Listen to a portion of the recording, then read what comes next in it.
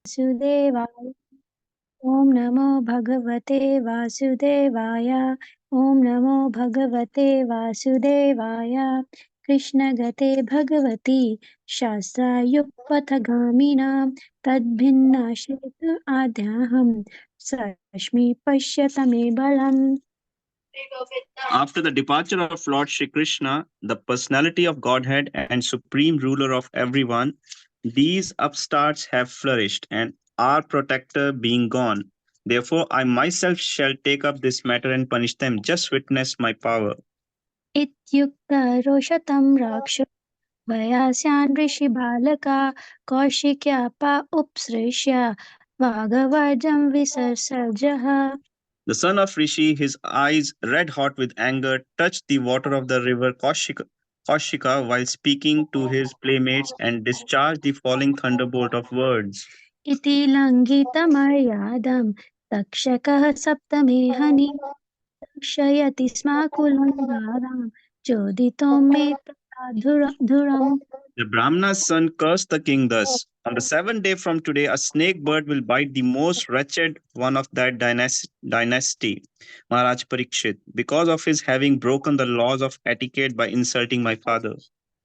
ततो भेत्ताश्रमं बालो गले सर्पकलेवरं पित्रं वीक्ष्य दुःखार्तो मुक्तकण्ठो रुरोधः। Thereafter, when the boy returned to the hermitage, he saw a snake on his father's shoulder, and out of his grief he cried very loudly. स वा अङ्गीरशो ब्राह्मन् श्रुत्वा सुतः विलापनं व्याशङ्क्य नेत्रे दृष्ट्वा चांसे मृतो। O Brahmanas, the rishi who was born in the family of Angira Muni, hearing his son crying, gradually opened his eyes and saw the dead snake around his neck.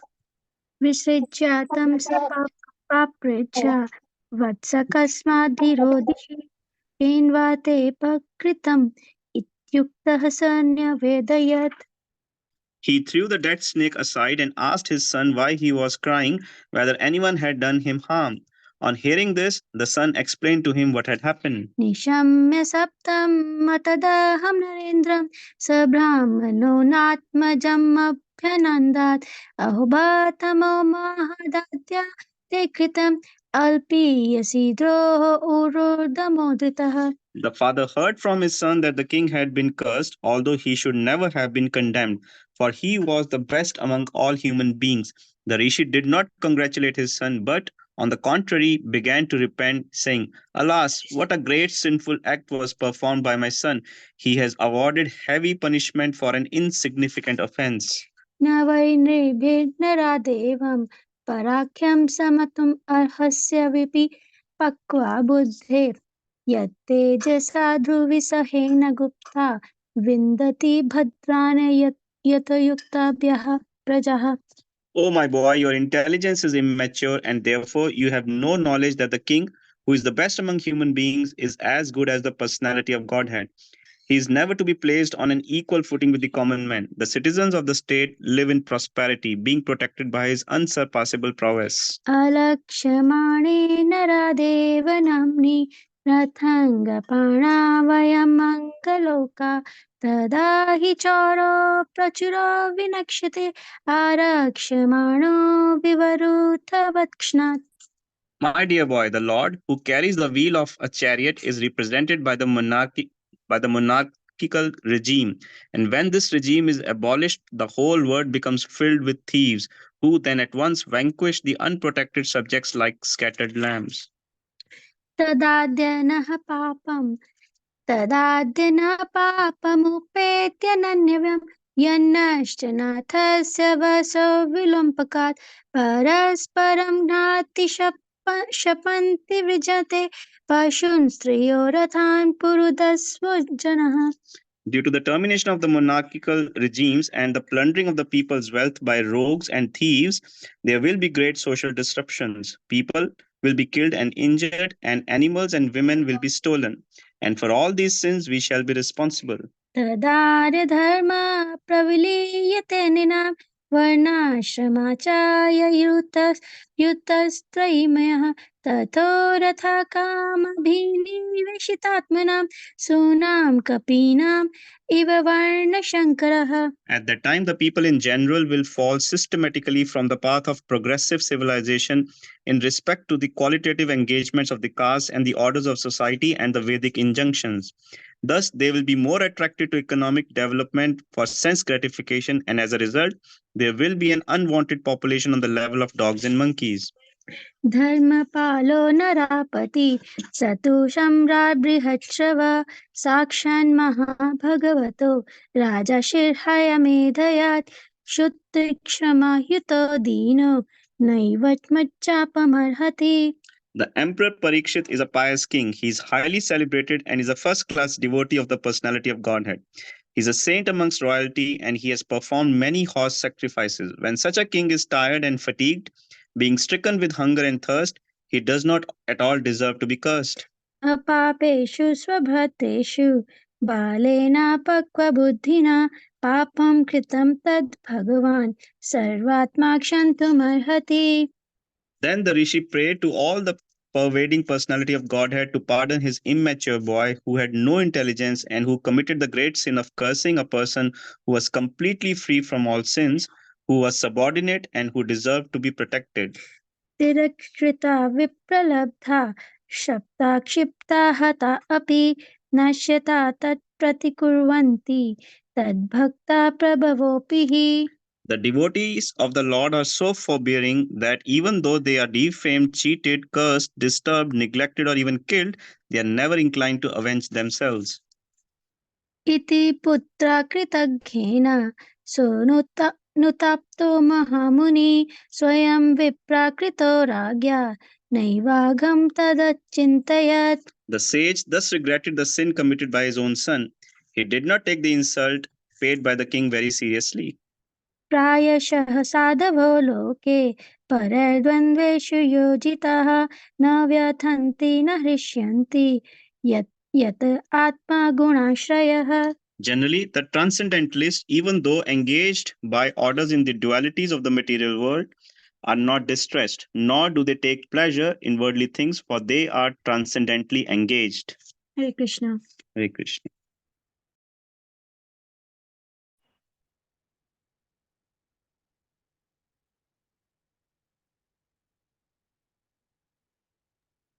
Hare Krishna. Thank you very much for the beautiful recitations, Mataji and Prabhuji. Jyoti Mataji, has Antaranga Prabhuji joined yet?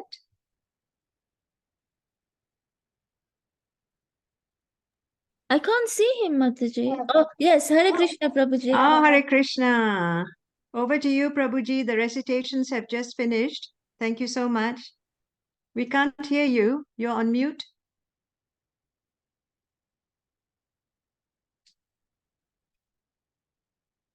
Oh, Prabhuji is doing his mala round. I think that's okay.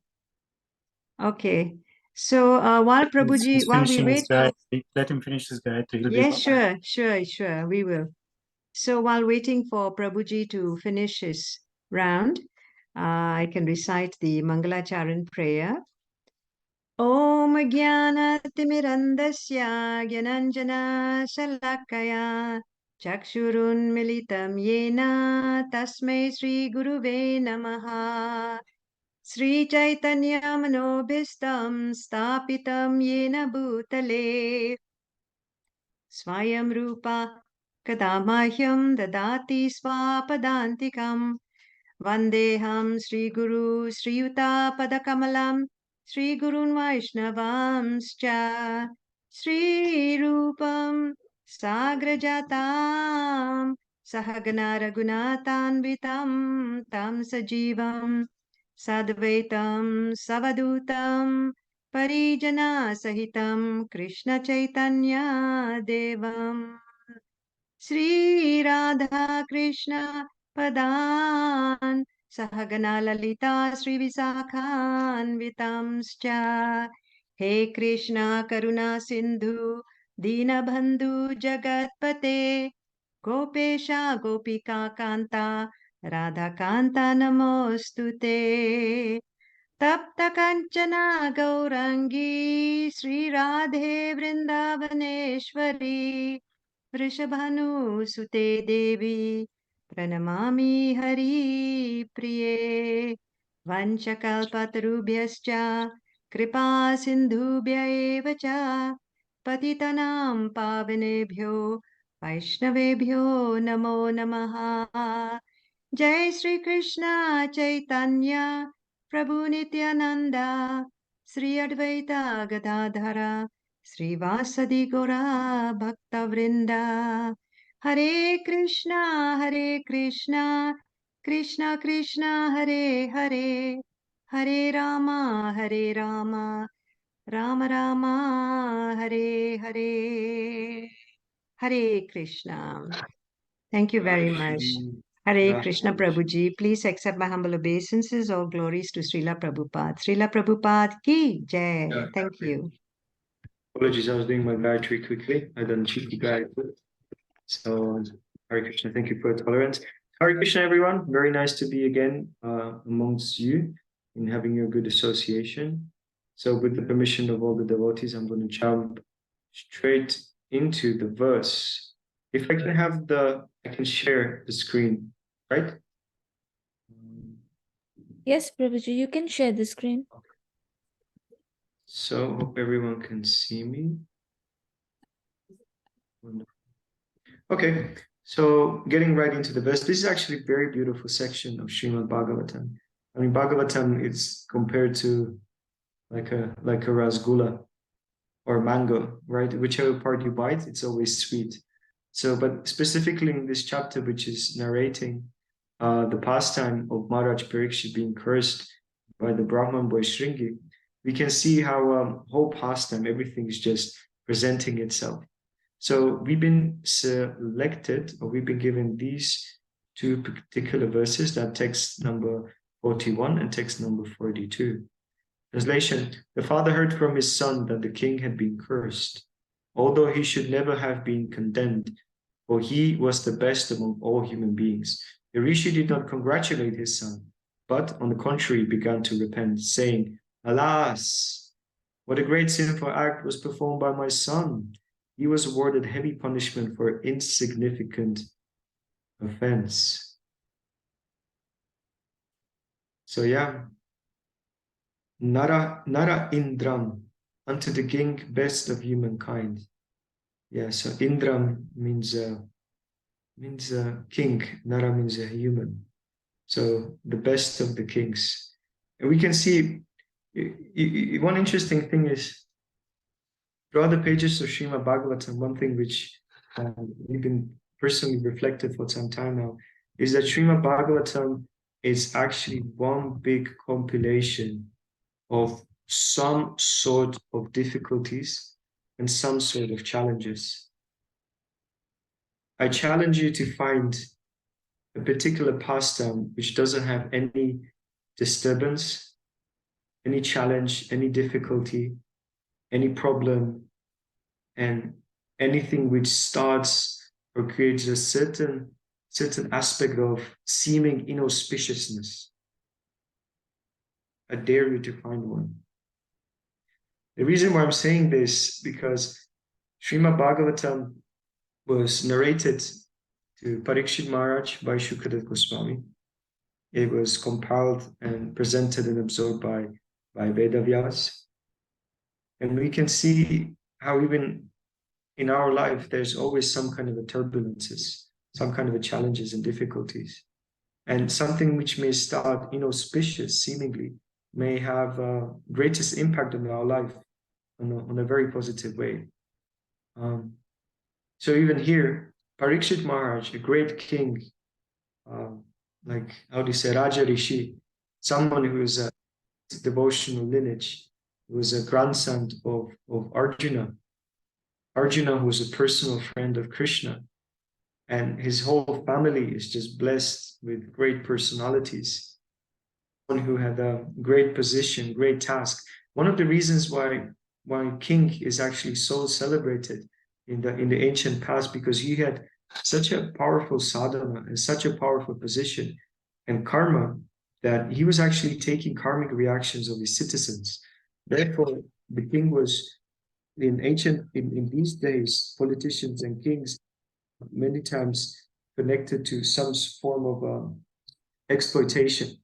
And one way or another, they're exploiting the citizens, they're taxing them, and they personally living very lavishly, but they're also not able to give the shelter as the kings of yore. So Maharaj Parikshit was a great king. Like, for instance, there's this one ceremony when in the beginning of a spring, on the beginning of the spring, king grabs a big plow and goes on the field and starts plowing the field himself first. So what this indicates, it indicates the whole mood of a Kshatriya dynasties and the dynasties of the great kings. It shows that king is the first person who's plowing the field because he's taking the karmic reaction of himself on himself or sustaining his citizens. Because when you're plowing the field, you're basically sacrificing lives of even many, many animals.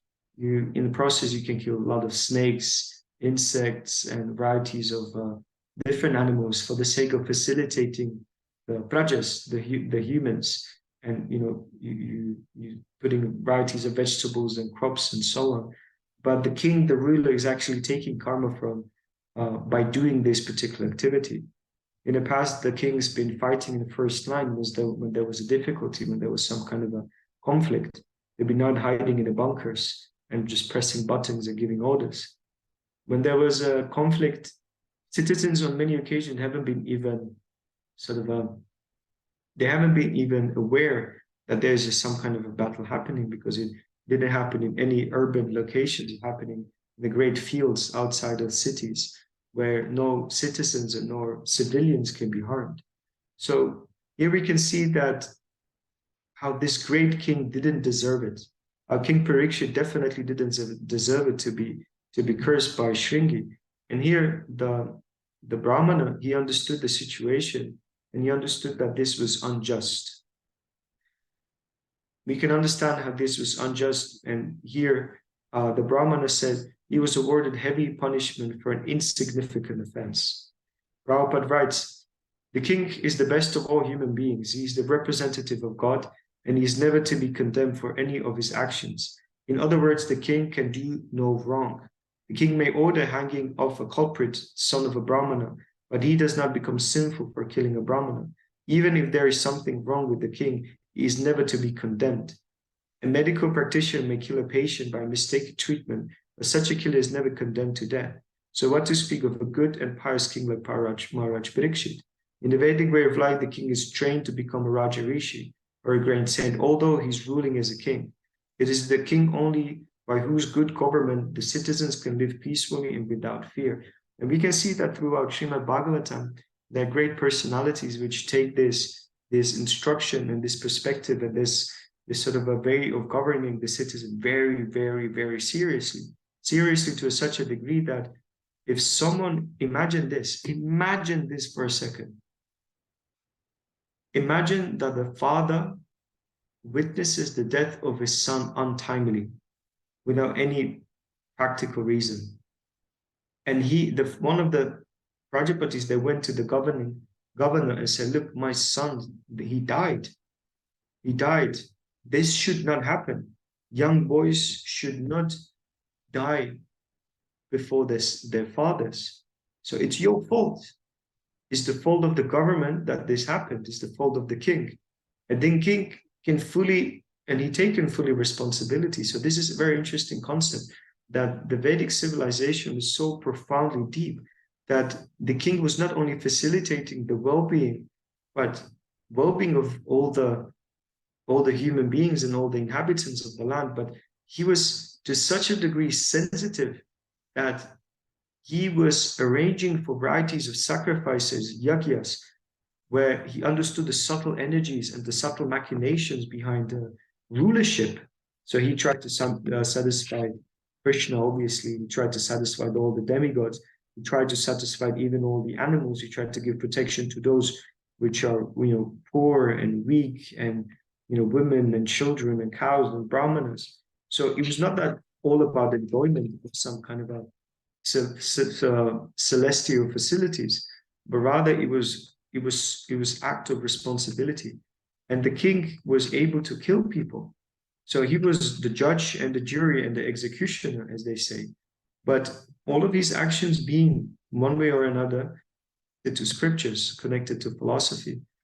And the reason why this is happening is because kings, they have a lot of passion within their hearts. There are a lot of Raja, right? It's a great Raja Rishi. So they had a lot of passion in their hearts, but they've been governed by Brahmanas. So the decisions being pious, like Maharaj Parikshit, when he was traveling around the world and he saw Kali personified in the garb of a king beating cow and a bull, immediately he got down from a chariot and he's like, not in my kingdom, this will not happen in my kingdom.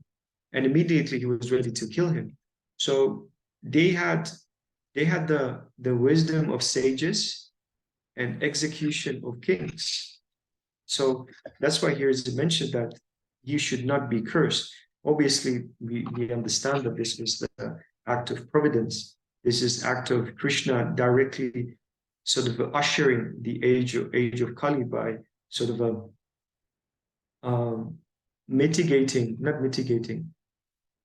sort of destroying the Brahmanical caste. So this was kind of like a last drop. And one of the Puranas, they're actually saying that because Krishna haven't killed all the demons in the age of, when he appeared, that these demons that are taking birth in Brahmanical families in the age of Kali. This is very interesting. That's why, because the Vedic philosophy and Vedic Varnashram system cannot be destroyed externally. It can be only destroyed internally. That's why the Vedas, there's not so much of them anymore. They basically vanished. And unfortunately, the Vedic civilization was sort of destroyed because the Brahmanas haven't been offering the protection to the citizens. And this was presented by the incident of Boy Shringi. In the verse number 42, there's no much of a purport to it. Oh my boy, your intelligence is immature, and therefore you have no knowledge that the king, who is the best amongst human beings, is as good as persuaded. He is never to be placed on an equal footing with the common man. The citizens of the state live in prosperity, being protected by his unsurpassable prowess. So yeah, kings are not just ordinary human beings. These kings, they have great valor. They have unbelievable vision. They have such a significant role and position. You see, it is many times said in Mahabharata that when the Pandavas, in charge with Yudhishthira Maharaj, Bhima, Arjuna, Nakula, and Sahadev, when they entered certain assembly, they haven't entered only as personalities, but they entered with presence. They entered with the aura. They entered with there was something really, really powerful about them. So sometimes when we think about these kshatriyas, they are not ordinary human beings. They are people with tremendous powers, willpower. They have unbelievable abilities of diplomacy. They have true wisdom and vision. They can see through things. They have simultaneously great humility, and they just know how to govern things. They know how to sort of maintain order. You see, it is said it was one of the most abominable things when Kshatriya had markings, slashings, and cuts on his back. It means that he ran away from a battle or he got attacked from the back. So, and also if a Kshatriya comes from a battle unscarred, unharmed, that's also, you would like, have you even seen battle today? So Kshatriyas are not ordinary human beings. They're not ordinary people. That's why here it says they should not be, it should not be understood they can be on an equal footing with the common man. And this is what happened. This is what Shringi ushered. He sort of accursed. And another interesting thing is that Shringi is a young boy. He's a very young child. But still he had this great Brahmanical ojas, this great tejas, this great strength, this great power. So what does that mean? It means that in the ancient times, there was something like like there was, if the father and the mother being very much trained and engaged in their religious duties and spiritual activities, namely the brahmanas, they can, in a very mystical way, invoke a presence of a jiva or a soul which is equally powerful and can equally attain great strength and power very easily. So in today's day and age, the brahmanas, they not necessarily have this power as in the past. They don't have necessarily that purity or that ability to recite mantras in a very profound way. And I haven't tried myself. I mean, I have a Brahman thread, but I haven't tried to curse anyone. It is said that what you do, you just put it around like this. You aim at someone and you snap your Brahman thread. You made the curse, it's like, psh. You utter the curse and you snap your Brahman thread. But for instance, it's interesting because if you snap your Brahman thread, that Brahmanical energy which you've been cultivating is stored in your Brahman thread. And if you release it, then you have to basically start anew. Therefore, Brahmanas haven't been very much inclined to curse people because they will lose their accumulated strength. At least this is explained by Vishwamitra, why he went to approach Dhritarashtra, the King Dasharath. He said, well, I have all the strength and power to kind of curse these Rakshasas occupying the forest and destroying our yagyas, but I don't want to, get rid of my accumulated spiritual strength and my power. So it's better if you send your sons to deal with it. So yeah, Brahmanas, they had a great strength, great power, great abilities, and some of them haven't been afraid to use it. But in today's day and age, I speaking for myself, I haven't tried it. I'm not planning to try to curse anyone. And yeah. So in the past, there was some strength and power in the words of the Brahmanas. Today, unfortunately, not so much. And this was ushered by the curse of boy Shringi, who manifested Dakshak, great celestial bird snake, who burned the body of Parikshit Maharaj. So it was a divine arrangement of the Lord to usher age of Kali and sort of to kill or to destroy the last powerful order on the planet, and that is the order of the Brahmanical community. Today we can only pray to become Vaishnavas. We can't really become Brahmanas, and the reason why we can't become Brahmanas is because it is said Brahmana can be only that person who has all the sanskaras. And it is said that the actual book, the actual scriptures which are dealing with all the necessary samskaras is lost. The scripture which deals we only have maybe like 12 samskaras or something, starting with Garbhadana samskara and varieties of, Annaprashna, hair cutting ceremony. These are only cultural remnants, samskaras. They have something, but not so much. There's not so much value, so much potency there. In the past, the samskara has been many more complex and much more elaborate and much more difficult to present. In this day and age, that scripture is lost. So naturally, it indicates that in this age of Kali, there are no qualified brahmanas. So don't think that someone may have a chubby Brahman thread, big shika, and big belly is not really a Brahmana, because you can't be a Brahmana. We can try to be a Vaishnava, and that's what we can do. So thank you so much for your time, for your kind attention. If there are any points and any questions, please.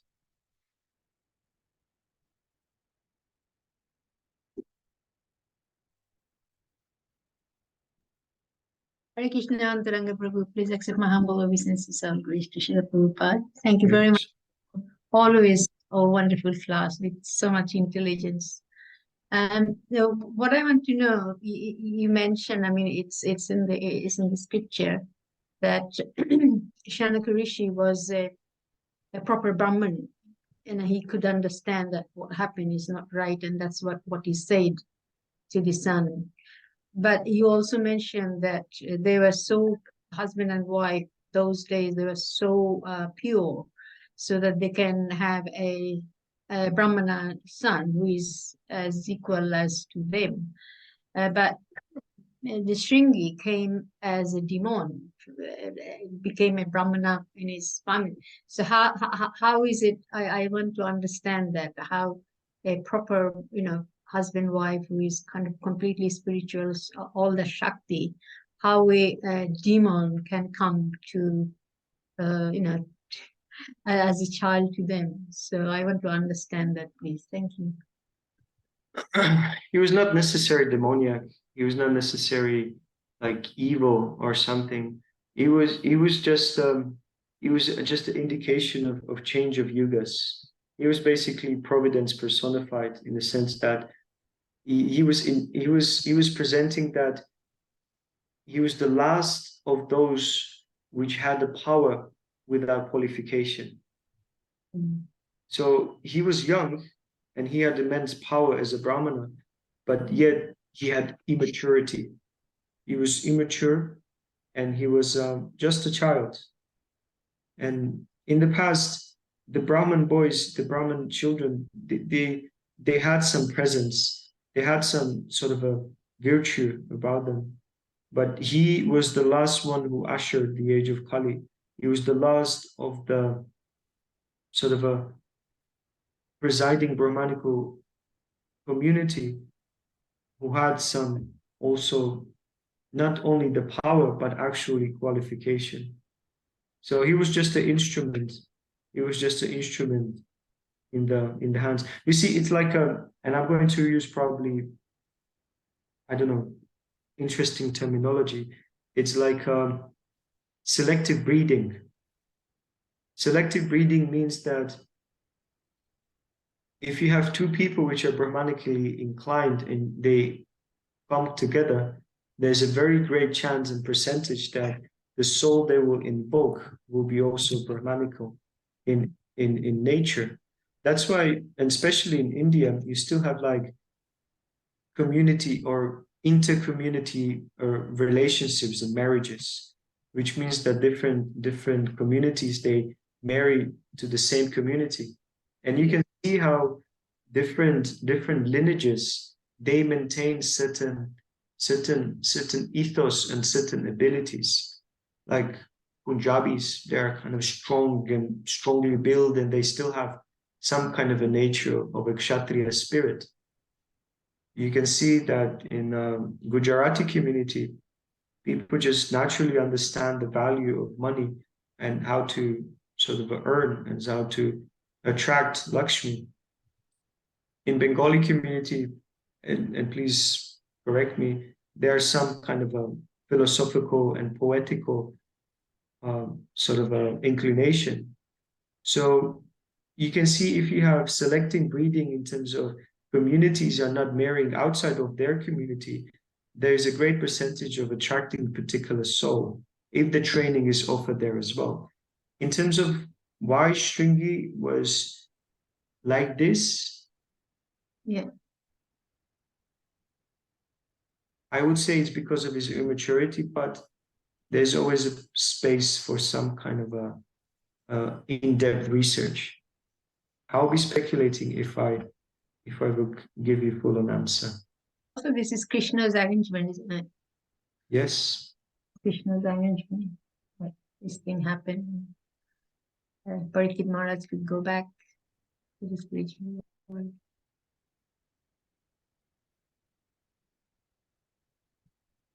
Yes.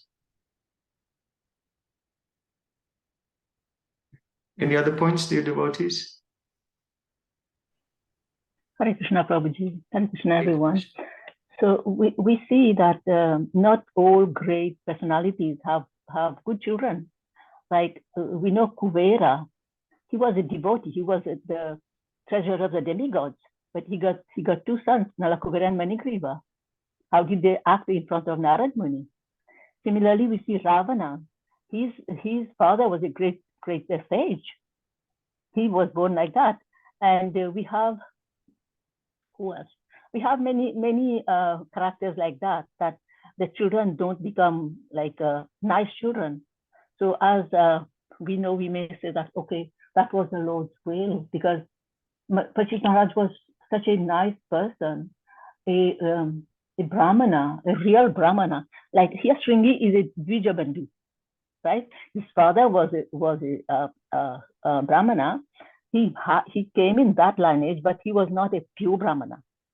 But here, we can say that, yeah, it was the will of the Lord.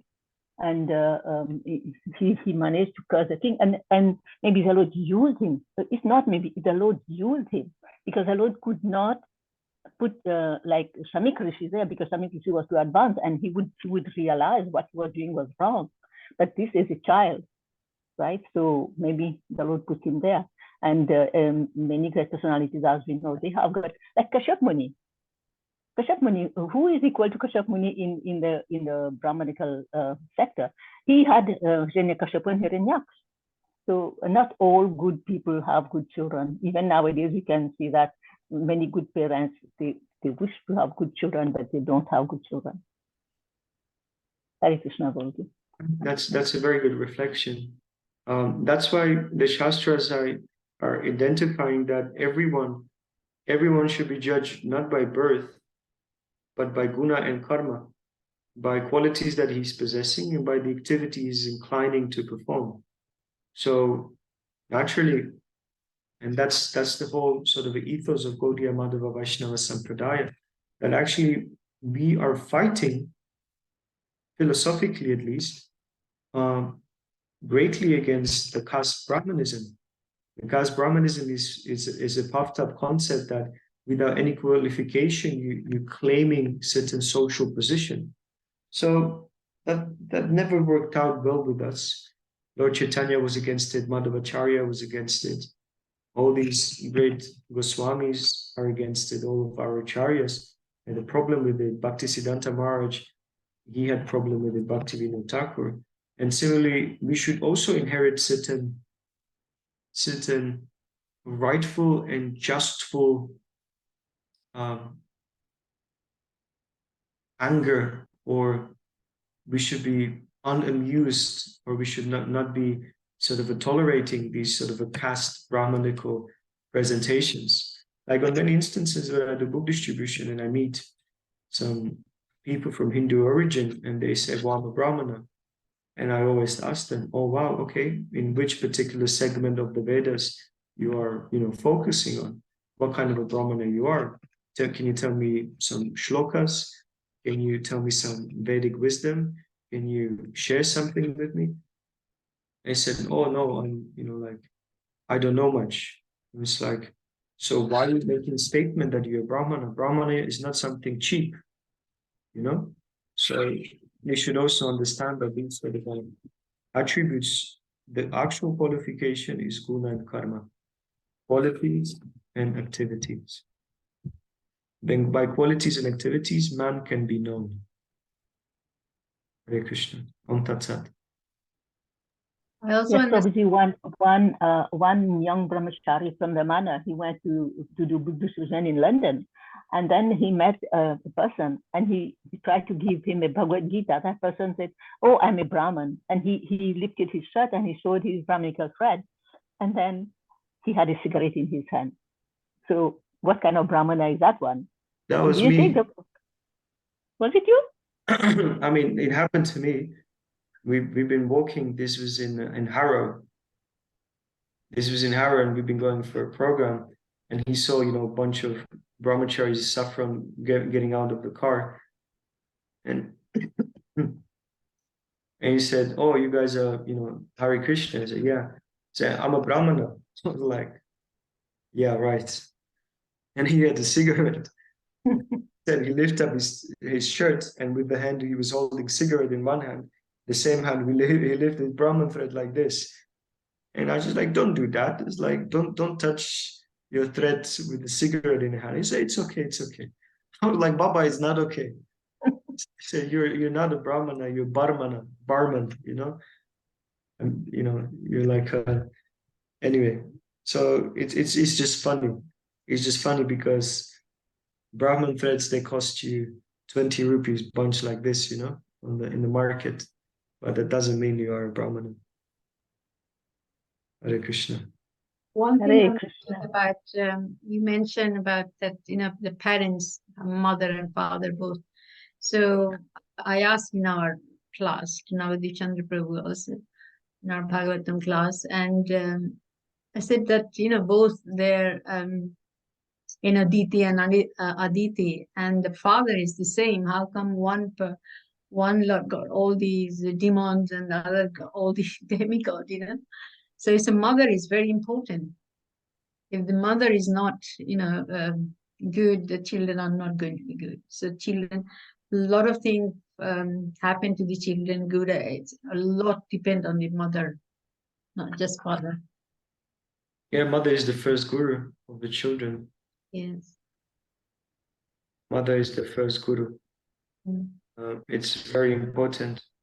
But also, you see, right, it is said in the Vedas that if there is a daughter, she inherits the character of the father. And if it's a son, the great, he inherits the characteristics of the mother. This was mentioned in the Bhagavatam in the custom of King Vena. King Vena's mother was a daughter of death personified or something like that. So King Vena was a great, great demon. And it's interesting if you observe this, that, and if you know the family, then you can see some similarities between daughters and fathers and mothers and sons. Don't you think?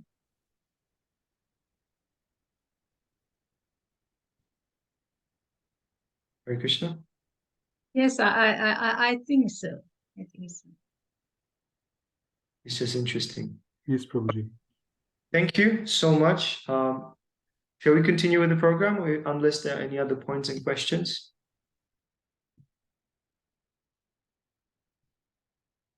Don't know if you chanting Damodar Ashtakam now or...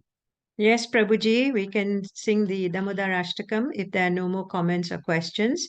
And may I ask Jyoti Mataji, please, to share the lyrics of the bhajan. Thank you very much, Jyoti Mataji. We can see the screen now. Sakshi Mataji, are you ready to read the English translation, please? Yes, Mataji. Thank you so much. Hare Krishna. Hare Krishna.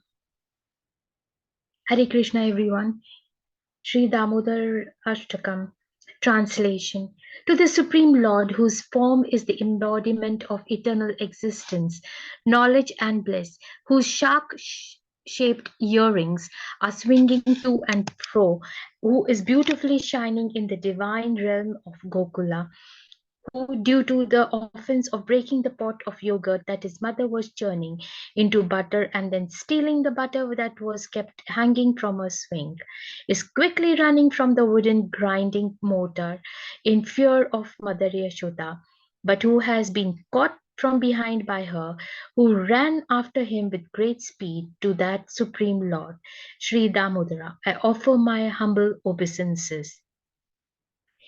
Seeing the whipping stick in his mother's hand, he is crying and rubbing his eyes again and again with his two lotus hands. His eyes are filled with fear, and the necklace of pearls around his neck, which is marked with 3 lines like a conch shell, is shaking because of his quick breathing due to crying. To this Supreme Lord Sri Damodara, whose belly is bound not with ropes, but with his mother's pure love, I offer my humble obeisances. By such childhood pastimes as this, he is drowning the inhabitants of Gokula into pools of ecstasy and is revealing to those devotees who are absorbed in knowledge of his supreme majesty and opulence that he is only conquered by devotees whose pure love is imbued with intimacy and is free from all conceptions of awe and reverence. With great love, I offer my obeisances to Lord Damodara hundreds and hundreds of times. O Lord, although you are able to give all kinds of benedictions, I do not pray to you for the boon of impersonal liberation, nor the highest liberation of eternal life in Vaikuntha, nor any other boon which may be obtained by executing the 9 processes of bhakti. O Lord, I simply wish that this form of yours as a Balagopala in Vrindavan may ever be manifest in my heart. For what is the use of me to any other boon besides this? O Lord, your lotus face, which is encircled by locks of soft black hair tinged with red, is kissed again and again by Mother Yashoda, and your lips are reddish like the bimba fruit. May this beautiful vision of your lotus face be ever manifest in my heart. Thousands and thousands of other benedictions are of no use to me. O Supreme Godhead, I offer my obeisances unto you. O Damodara, O Ananta, O Vishnu, O Master, O my Lord, be pleased upon me. By showering your glance of mercy upon me, deliver this poor ignorant fool who is immersed in an ocean of worldly sorrows and become visible to my eyes. O Lord Damodara, just as the two sons of Kuvera, Manigriva and Nalakuvara, were delivered from the curse of Narada and made into great devotees by you in your form, as a baby tied with ropes to a wooden grinding mortar. In the same way, please give me your own prema bhakti. I only long for this and have no desire for any kind of liberation. O Lord Damodara, I first of all offer my obeisances to the brilliantly effulgent robe which binds your belly. I then offer my obeisances to your belly, which is the abode of the entire universe. I humbly bow down to your most beloved Srimati Radharani and offer all obeisances to you, the Supreme Lord, who displays unlimited pastimes. Hare Krishna.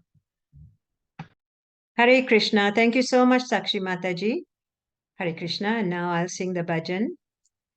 Namamisvaram Sachitanandarupam Lasat Kundalam Gokule Brajamanam Yashodabiolukaladavamanam Param Rastamadyanto Trutya Gopiya Rudantam Muhurnetra Yugmam Rajantam Karambojayugmena Satankanetram Muhusvasakam Patrirekha Kakanta Stitha Graivam Damodaram Bhaktibhadam Iti Driksvalila Birananda Kunde Swagosham Nimarjantam Akhyapayantam Tadiyeshitagneshu Bhaktirjitatvam Puna Prematastam Satavriti Vande Varam Deva Moksham Na Mokshavadimba Nachanyam Raneham Pare Sadapiha Idam Deva Purnatha Gopala Balam Radhame Manasya Virastam Kimane Idam Te Mukham Bojam Matyantanile Vritam Kuntale Snigdha Raptasta Gopya Muhuschumbitam Bimbarakadaram me Manasya Virastam Alam Lakshalabhe Namo Deva Damodarananta Vishnu Prasidha Prabodhuka Jalabdi Magnam Kripa Drishti Vrishtyati Dinam Batanu Ganesha Mamagnam Edi Akshilastya Kuberatmajau Bada Murtaiva Yadvat Tvaya Mochitau Bhakti Brajau Kritau Cha Tatha Prema Bhaktim Swakame Prayacha Namokshe Graho Mesti Tamodareha Namaste Studamne Spuradipti Damne त्वदीयोदरायथा विश्वास्य धाम्ने नमो राधिकायै त्वदीया प्रियायै नमो नन्तलीलादेवाय तुभ्ययम् नमामीश्वरं सच्चित् आनन्दरूपम् लसत्कुन्दलं गोकुले व्रजमानम् यशोदाभियोलुकालादवमानम् परं रस्तमत्यन्तो धृत्य गोपीया जय यशोदमोदर यशोदमोदर यशोदमोदर यशोदमोदर जय सीताराम लक्ष्मण हनुमान जय सीताराम लक्ष्मण हनुमान जय प्रभुपदा जय प्रभुपदा जय प्रभुपदा श्रीला प्रभुपाद की जय Lord Damodar की जय हरे Krishna Wonderful recitation and the song. Very good. Well done. All glories to Srila Prabhupada. Thank you all very much. Prabhuji, are you still with us in the class? Hare Krishna, yes, I'm here. Thank you. So, any final comments from anyone? Okay, so maybe we can end the class with the Vaishnav prayer, Prabhuji.